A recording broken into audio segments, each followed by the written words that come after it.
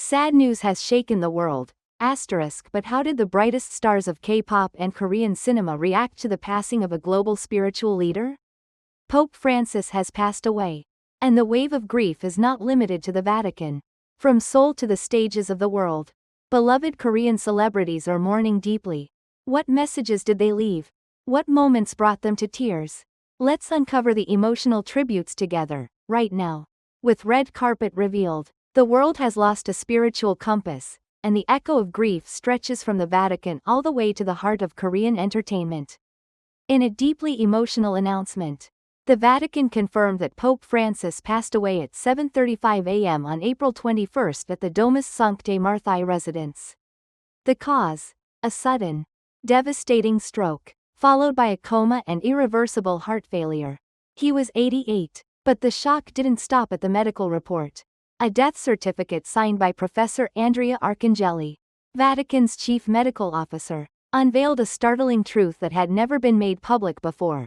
Pope Francis had quietly battled type 2 diabetes, multiple respiratory conditions, and advanced hypertension for years. Behind his gentle smile, few knew he was carrying so much pain. From the Vatican to K-pop, a wave of grief that transcends borders.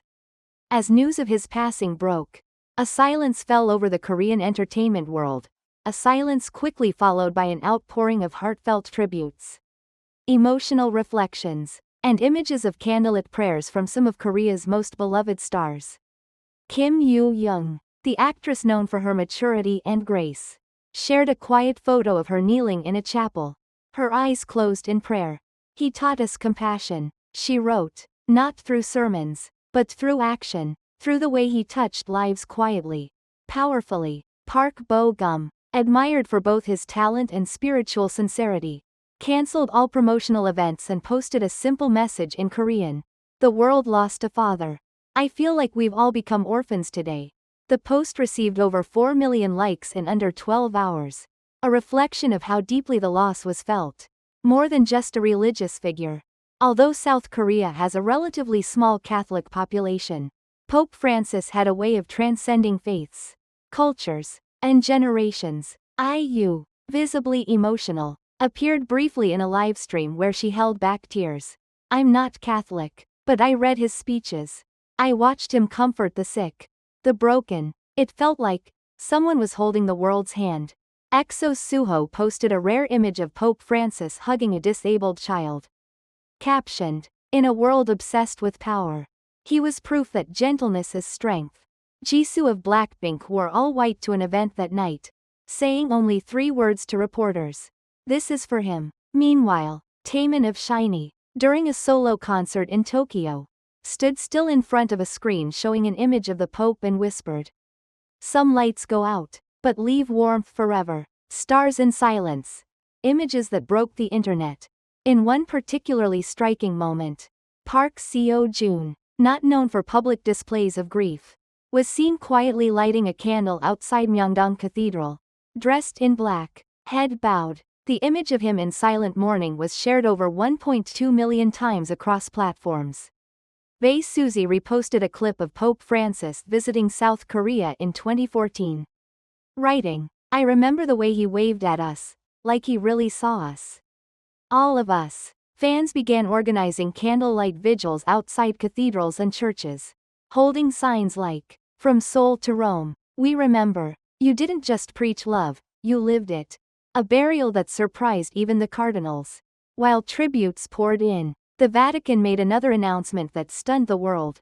Pope Francis had requested not to be buried beneath St. Peter's Basilica, like many popes before him.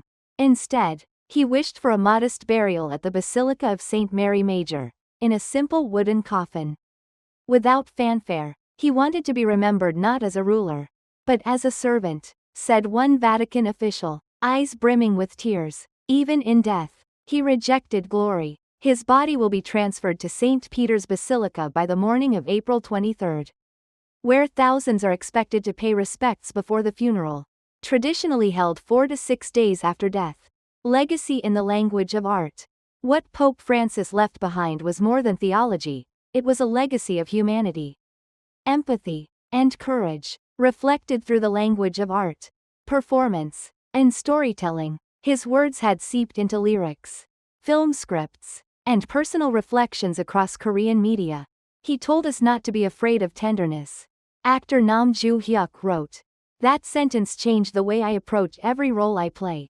Even streaming giant TVING added a tribute banner to its homepage, quoting the Pope's famous line, "Hope is born of compassion." In a moment of silence held across Catholic institutions in Korea, the chimes of midnight rang through cathedrals, broadcasting the sorrow of a world in mourning. But perhaps the most profound reaction came not from celebrities or politicians, but from a simple fan message posted under RM's tribute. "You were the only Pope I knew. And you felt like the kindest person in the world. Thank you for reminding us to care." The death certificate, signed by Vatican's chief medical officer Professor Andrea Arcangeli, reported the official cause, a massive cerebral stroke, coma, and irreversible collapse of cardiac circulation. In medical terms, it was catastrophic, but to those in the room, it felt peaceful. There was no panic, no weeping, no cries of agony from the man in white. Even as his body failed him completely, his brain shutting down, his heart faltering, his breath slowing, Pope Francis remained utterly calm. One attending nun later said, "He didn't groan, he didn't beg, he just looked ahead, like he was already halfway to the other side." Doctors had long monitored him quietly for chronic conditions, type 2 diabetes, advanced hypertension, bronchiectasis, and repeated lung infections. These had never been publicly disclosed. And yet, those closest to him now realize, he must have known. He must have felt it. The tremors in his fingers, the occasional tremble in his voice, the fatigue he always brushed off with a smile. But still, never a single word of self-pity crossed his lips. Aides who were with him in the final days described a man who was growing weaker but never surrendered his presence. He read scripture aloud until his voice became a whisper. He met visitors until he could no longer lift his head. And even when the pain must have been unbearable, he simply nodded, eyes fixed on the crucifix that hung on the far wall. There was strength in that silence. One cardinal said, "A kind of strength we'll spend the rest of our lives trying to understand." What made it more haunting was the absence of farewell. Pope Francis never said goodbye. Not to his staff, not to his doctors, not to the world. It wasn't negligence, it was conviction. He believed, always, that death was not an end, but a homecoming. To speak of fear, to plead for more time, would have betrayed the very teachings he spent his life defending. At 7:34 a.m., his breath slowed. A single nurse leaned over, placing 2 fingers on his wrist. A moment passed. Then, 7:35.